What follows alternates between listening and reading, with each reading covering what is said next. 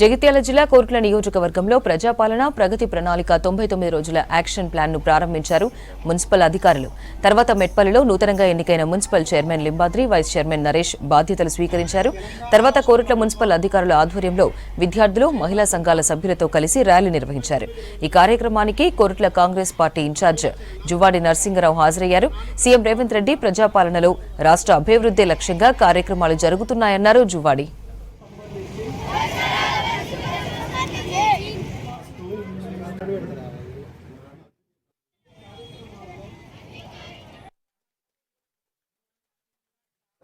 అభివృద్ధి భాగంగా ఈ 2 సంవత్సరాలు అభివృద్ధి చేసినాం. ఆ 2 సంవత్సరాల చేసిన అభివృద్ధినితో ఈ 99 రోజుల్లో జూన్ 2వ తారీఖులో మన తెలంగాణ ఫార్మేషన్ అయిన సందర్భంగా ఈ 99 రోజుల రిజల్ట్ అన్ని డిపార్ట్మెంట్లలో, ముఖ్యంగా శానిటరీ, మున్సిపాలిటీలు కానీ, గ్రామ పంచాయతీలు కానీ, ఎడ్యుకేషన్, ఎక్కడెక్కడైతే స్కూళ్ళల్లో ఇబ్బంది ఉన్నారో, టీచర్స్ కొరత ఉన్నారో, అదేవిధంగా మున్సిపాలిటీలో మున్సిపల్ కొరత ఉంటే ఎడ్యుకేషన్ డిపార్ట్మెంట్లలో, ఫారెస్ట్ డిపార్ట్మెంట్ కానీ, ఏ ఉన్నా అన్ని సమస్యలు అన్ని రంగాలలో, అంగన్వాడీ నుంచి మొదలు పెడితే ఆశా వర్కర్ల వరకు ఏ సమస్యలు ఉన్నాయో ఆ సమస్యలన్నీ కూడా ప్రభుత్వం దృష్టికి తీసుకెళ్లే విధంగా, సమస్యలు పరిష్కరించే విధంగా ఈ ప్రభుత్వం చర్య తీసుకున్నది. కలెక్టర్లకు ఆదేశాలు ఇచ్చింది. ఈ 99 రోజులలో మేము అభివృద్ధి అన్నది ఏంటిదన్నది చూపిస్తాం. ఈరోజు శుభదినంగా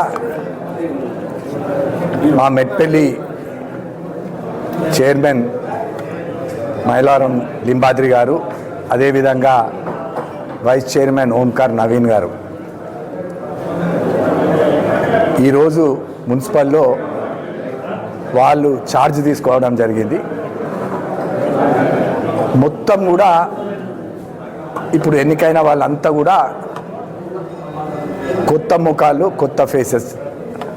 మెట్పల్లి ప్రజలందరూ కూడా ఒక కొత్త ముఖాలకు తీర్పిచ్చారు, కొత్త ఫేసెస్కు తీర్పిచ్చారు. ముఖ్యంగా యువతను బాగా ఎన్నుకున్నారు. ఇక్కడ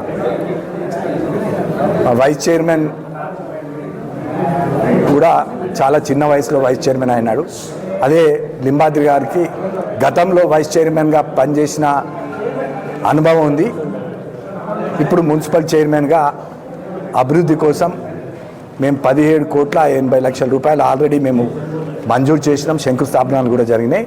అది కాకుండా కూడా మొన్న ముఖ్యమంత్రి గారిని మేము చైర్మన్, వైస్ చైర్మన్ తీసుకెళ్ళి కల్పించినప్పుడు అభివృద్ధికి, మెట్పల్లి కోరుట్ల అభివృద్ధికి ఎన్ని నిధులైనా మేము మంజూరు చేసేందుకు సిద్ధంగా ఉన్నామని చెప్పడం జరిగింది.